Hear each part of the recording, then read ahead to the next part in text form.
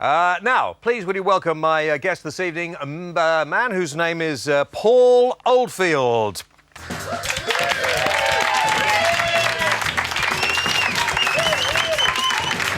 Thank you.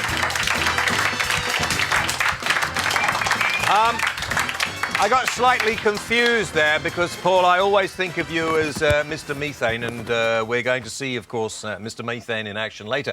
But this is the real man, Paul Oldfield. This is my undercover street gear, James. Yes, I know. And it must have been, what, 10 or 15 years ago when you first appeared on a TV show?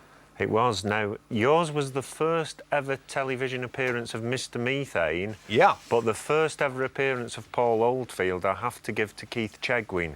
Right. Cheggers Plays Pop. Ah, now I think you should do, because you didn't do Mr Methane on Cheggers Play Pop.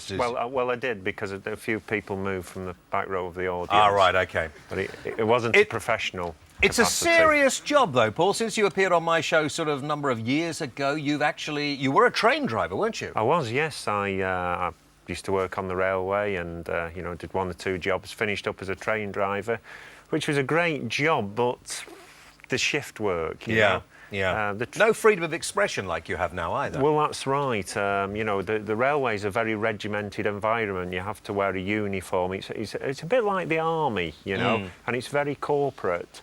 And I found myself wanting to burst out in some way.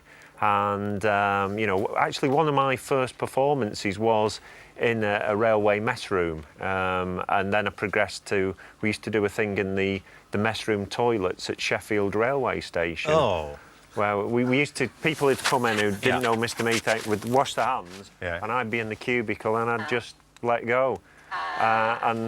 Just the usual things to relieve the monotony of the day, It's really. strange how farts are funny, isn't it, really? I mean, Le Man was in the 18th, was it 18th or 19th century? He reached his height in about 1892 at the Moulin Rouge, and he was the highest paid performer of his age. He was, you know, the opera singers were the pop stars of the day, and yet Le Methane was grossing more at the box office than the opera singers. Now, Paul, when did you actually find out that you had this talent? Oh, it's going back. I was 15. And I had a yoga-loving sister, and she encouraged me to do 1 or 2 positions. There's a full lotus position where you actually, I'm getting too old to do it now, but you put the ankles on the tops of your thighs. Yeah. And in this position, I rolled over, and I noticed that I had this ability to breathe both fore and aft, so to speak. Yes. And I thought, well, there's something in this. Now, hang on, let's just because it is interesting, and you can try this at home. I mean, you just try. In fact, you try it in the audience now. I might shut you up for a minute. Just to breathe in through your anal cavity. Exactly. Yes, I just found that the position I was in was stretching the buttocks. Yeah. And by relaxing the sphincter muscle and sort of sucking with the abdominal muscle region. Can we just try that now? Because it might. And it actually. Serious point. Apparently, for guys, it actually stimulates the prostate gland, and I've heard there is a religious sect of monks. I've never actually found the correct information, but there is a religious sect of monks who use this particular method. Ignore them. I mean, they, you know, absolutely, They think we're talking rubbish, but I am being serious here. They do actually use this method to cleanse their insides, like a colonic irrigation. So, I mean, what you do, if you sit there, people could just try this at home. Just suck in through that area now. Just try it. Let's have a look here. Come on, concentrate. You've got to relax as well, James. You've got to relax. Oh, right, OK. And it's getting the balance between relaxation and muscular tension that's the trick. Let's just show me how you do it. You know, I'd have to sort of. These trousers are actually a little tight. No, I know. Yeah. So I might not be able to do it in these, but I'd sort of bend over and I'd splay the buttocks. You see, the trousers are too tight here. I'm sorry. And then just a minute. The first one's always the hardest. Just a moment. Oh. No, we're going to have to go for a... OK, fine. Yeah, you know? Yeah. Actually, I might have to... Yeah.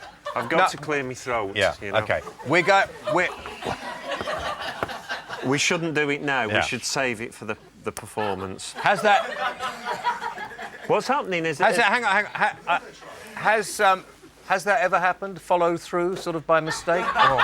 It did. It did once. It did? I did a hen party in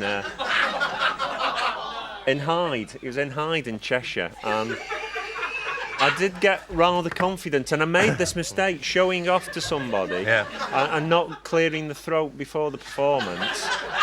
And it was a very messy experience, you know. Yeah. I actually left the venue walking like John Wayne, you know.